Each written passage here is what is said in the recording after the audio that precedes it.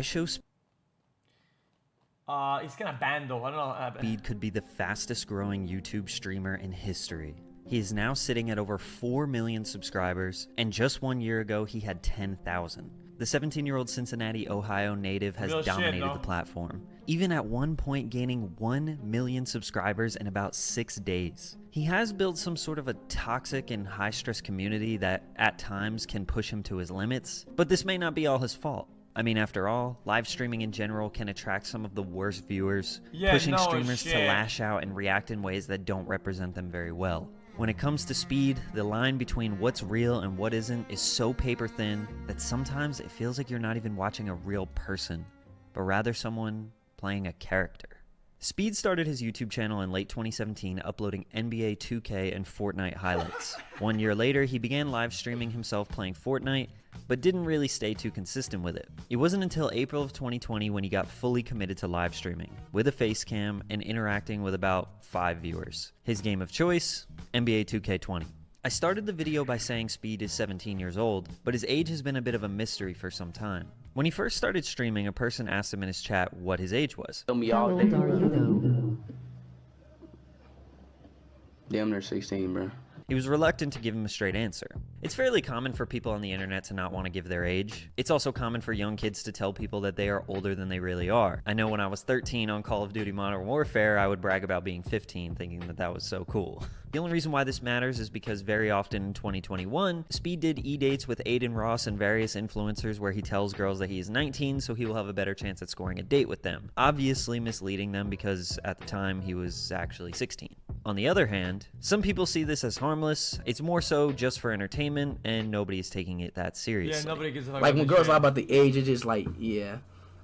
Oh my gosh, she lied about her age, bro. All right, let me get off this app, bro. But in spring of 2020, 15-year-old iShowSpeed was laying down the groundwork for his streaming career. Double check and make sure you're subscribed. Why not hit the like button for me? Now reverse the Make roles. sure you're drinking... Bro, you reverse the roles, dude. You don't even have time to reverse the roles. You're already in jail, bro. You teleport into jail. Okay? You literally, okay, you are immediately respawned into prison. You understand me? He stayed very consistent on NBA 2K20. He streamed every day and tried to get tapped into the community. He was lighthearted, funny, and happy. If he took an L, he would get a little stressed, maybe have a little freak out, but nothing more than a typical gamer. He was able to play with a bigger streamer, and he played really well. Got the shout out from it. I'm fucking addicted. iShowSpeed, the first center I have played with, ain't shot nothing but green. This got him a couple more viewers, maybe around 10 or so on average. Unfortunately, NBA 2K kind of breeds toxicity, kind of like Call of Duty Modern Warfare lobbies. You can walk around a public gym and challenge random people to pick up games. Usually the loser will just end up screaming into the mic all kinds of heinous things that are totally unnecessary. I mean, games are competitive, and trash talk is inevitable, but this game for some reason brings out the worst in people. Even in the early days, Bro, somebody tell my dad, listen, I know you're thinking, stop watching my stream. I'm gonna go full screen. Dad, stop watching my stream, man. Fuck's wrong with you, man? Bro, he goes on my DMs, he says it. Pick up the conversation. Stop talking about titties. Let's go. Pick up the pace. So what the fuck are you doing, bro? Exploded yet? What are you doing? It's 10 a.m., man. Take your fucking coffee and move on, man. you can see it getting the best of Speed. One of y'all go on this stream right now and say TJ user. Good morning, xQc. Hope you have a good stream. xQc. He spent the summer of 2020 grinding the game and trying to build up his viewership. He was averaging around 20 viewers and would eventually amass 1,000 subscribers, still keeping that positive energy, interacting with his chat, and getting to know them. He would only get toxic when other people from the community would come into his stream and try to mess with him. They would call him names and challenge him to games that he didn't want to play. Around this time, he came up with a winning strategy for growth on YouTube. He would do a 2-hour live stream, then post a 6 to 10 minute clip of the stream as a YouTube video with a better title, only posting the ones labeled funny reaction, because those got the best views. They were basically just the buildup of him freaking out, and what caused the freak out. This was a great growth strategy for him, and he stayed consistent with this throughout summer of 2020. The Rage highlight videos were becoming a staple part of his brand and was slowly becoming the thing that people wanted to see the most from him.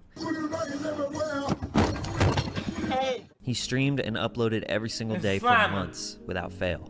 In October 2020, he got banned from streaming because YouTube thought he was 12. and you need to be 13 to stream. So basically, I can't stream no more, y'all, for a little minute, y'all, because of that last live stream, y'all. So I would not be streaming no more. This would be the first of many, many videos where he tells his chat that he can't stream anymore. The ban would only last one day, and he would be back the next day because YouTube was obviously in the wrong. NBA 2K21 came out, and the community hated it. Aiden Ross was a big part of the game's top players leaving and moving on to different things. There was still a demand out there for 2K21 content. Plus, Speed would play as a unique position, a post scorer. Most content creators didn't play as this position. He figured out a way to be different, and that's what got him attention. At the turn of the year, things started to change a little bit. He was still a bright, 2K. positive, happy-go-lucky guy, but his rage moments were getting more and more apparent. Now he even had a person consistently commenting on his videos, time-stamping when he would have a freak out, which was making the audience just skip to those moments instead of watching him play normally. Another ban. It's a warning, so basically, I don't know if I'm gonna do Omegle no more. This video got him the most views that he ever got thus far, and again, he was back the next day. You'll notice this become a trend.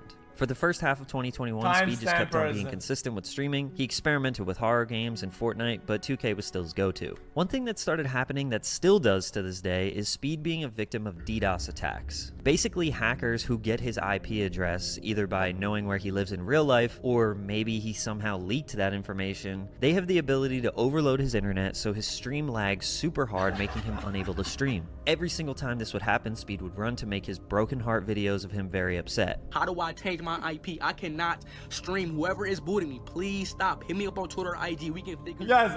If it isn't, Yeah, it's just dumb and lame. Okay, the only reason I'm laughing is the context, the way the video is portraying it. Okay, this shit happens to me all the time, motherfucker. You guys act like I can't relate to this shit, bro. This happens every fucking 2 weeks, man.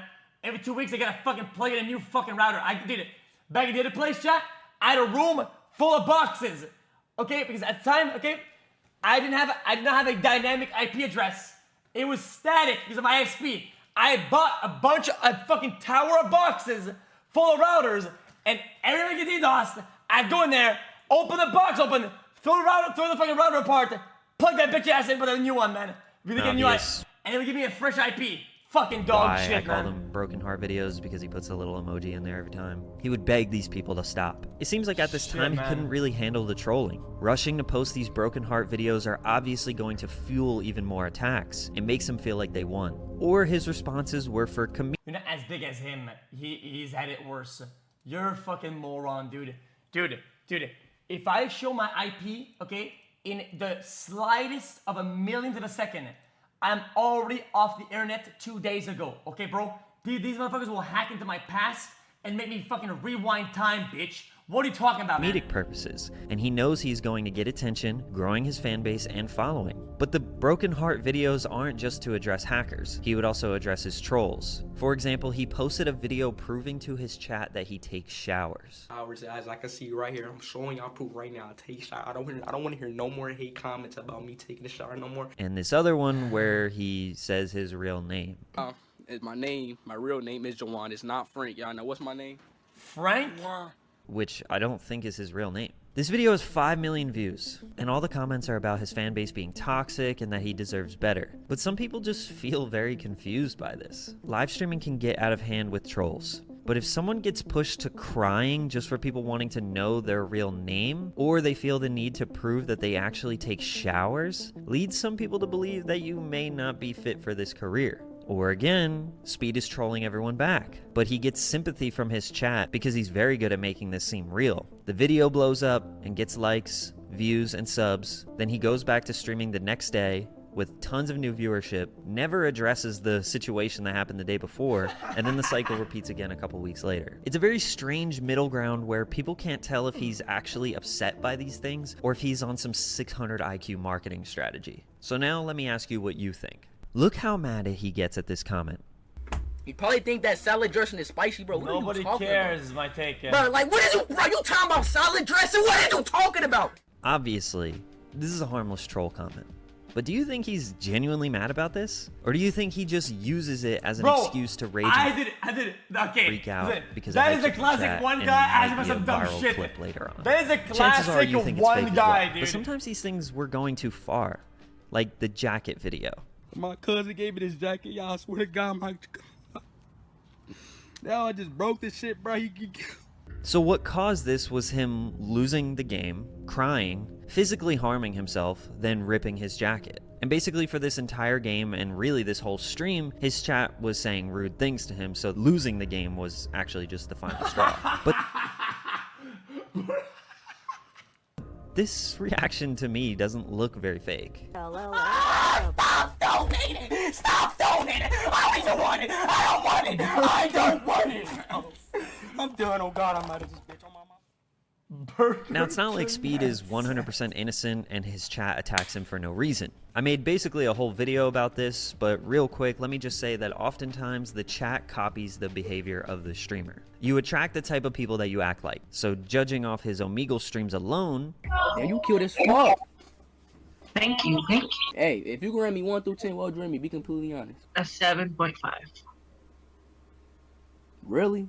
After I called you cute as fuck? I lied. Nah, shut the fuck up. I lied to you when you gonna give me a 7.5? There are specific people that want to watch this content, generally toxic people. Even if he's joking and he's just playing around or whatever, he's got a little edgy sense of humor, that's fine. But you're still gonna attract people who just genuinely want to see you bully people and be toxic all the time. So if you just want to have a normal stream, but the chat wants you to be toxic, they are going to take it out on you. Basically, his live streams from here on out would be him playing a game, chat torments him and says a bunch of annoying stuff, and then he handles it well. But about 20 minutes in, he'll have a rage moment. Then slowly rage more and more until he loses a game and ends the stream. Some days he handles the chat better than others, but every stream is filled with people trying to get him to freak out. I haven't really talked that much about his chat, but as it multiplied by the thousands, it got super toxic. Like the things they would say to him, whether it was just in the chat or through donations, You guys are is worse. Stop bad, tagging me, terrible, fucking idiot. so bad Dog I shit don't even community. feel Stop fucking comfortable tagging me, putting bitch. clips of them in this video. And obviously, he can't control what they say. People will figure out a way to say terrible things no matter what. So leaning into the freakouts and rage moments became a double-edged sword for him, because they were genuinely pissing him off some days, and other days he is just trolling them back. Either way, it's a high-stress situation. Blood pressure goes up, heart rate goes up. It's not a good long-term strategy. But Speed is not even close to the first person to use freakouts as a way to grow. Freakouts and rage moments have been a huge part of live streaming forever, since video games are so damn frustrating. Flight Reacts, Pugatti, and even Aiden Ross mastered the art of the freakout as a growth strategy. Anyways, for spring of 2021, he kept that same cycle of consistent streaming, rage moments, and broken heart videos. He had around 50,000 subscribers and was averaging more than 1,000 or so people in his chat. His viewers started clipping his freakouts and funny moments and posting them on TikTok. It got to the point where multiple pages have built big followings just by posting his freakouts. Classic. And the amount of views they were getting are just staggering. I think it also helped that Aiden Ross was peaking at this time. He created an audience of people who like edgy humor, and live streaming in general was peaking at this time. So Speed provided something that was similar, but in his own unique way. In fact, he actually started a new trope that people really liked: barking.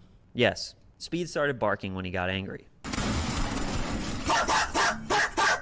which were some of the most popular clips that went viral on TikTok. The TikTok clips got a ton of new people interested in him. What? It made him grow faster than ever. In March, April, and May, he jumped from around 50,000 subscribers to 300,000 subscribers. But it was in June where it all culminated into something huge. He started putting his subscriber count on the screen and basing his stream around how fast he was growing, because he was gaining subscribers really quickly. On June 22nd, he did his 400K stream, where he just kind of passed time waiting for him to hit the new milestone. When he was about to hit it, a ton of people watching started unsubscribing, hoping for a freakout, in which he did a little bit. Then 2 days later, he was about to hit 500,000 subs. Same thing happened. He got close, they would unsub, that's a he freaks classic, out, yeah.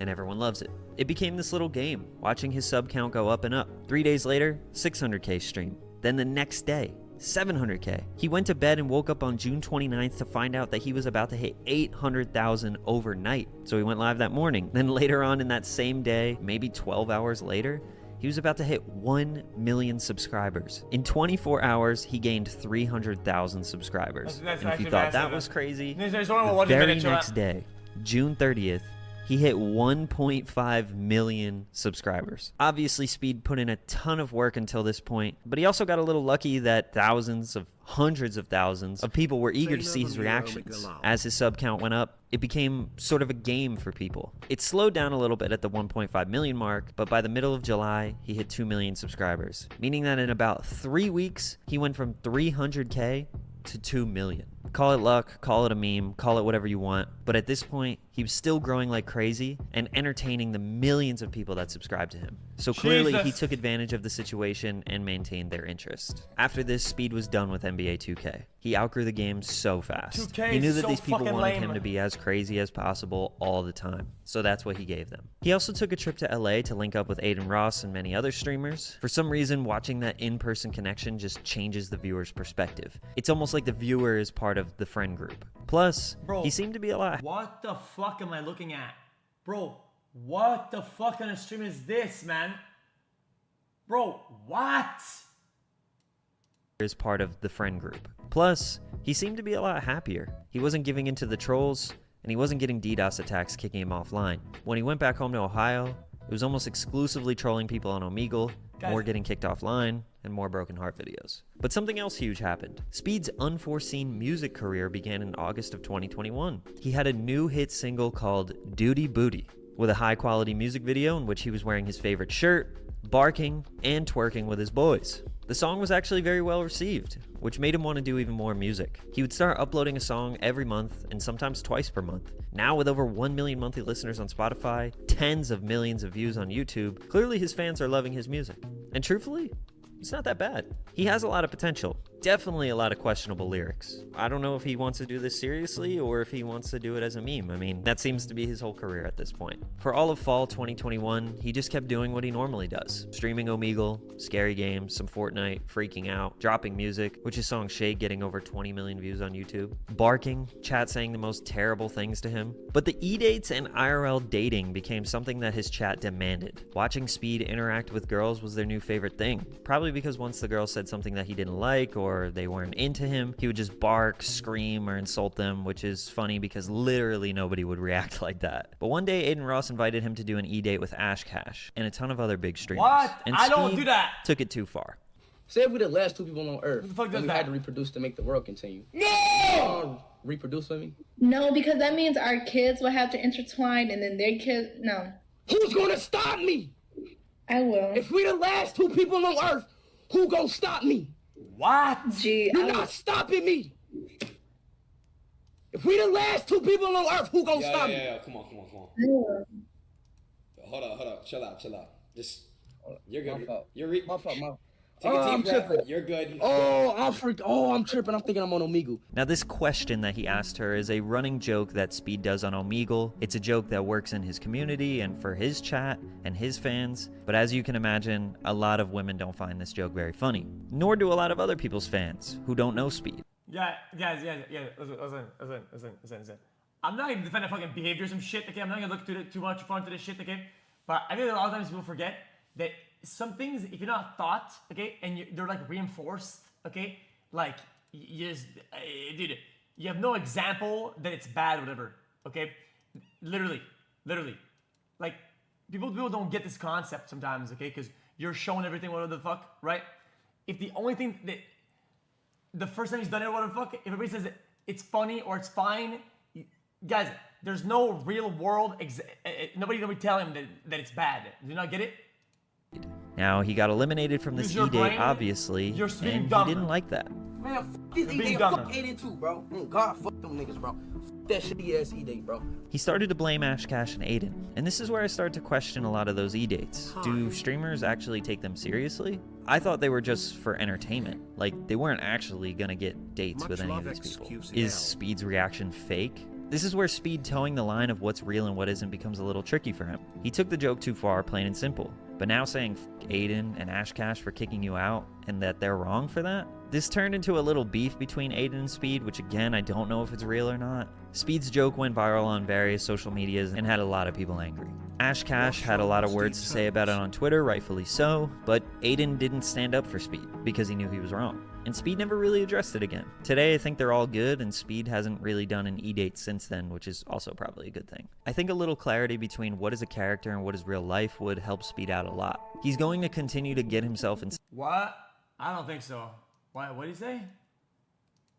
lot of words to say about it on Twitter, rightfully so, but Aiden didn't stand up for Speed because he knew he was wrong. And Speed never really addressed it again. Today, I think they're all good, and Speed hasn't really done an E-date since then, which is also probably a good thing. I think a little clarity between what is a character and what is real life would help Speed out a lot. He's going to continue to get himself in sticky situations if he keeps being edgy like he is. But I also understand that that's his brand, though. I think like his bread and butter. Fuck you.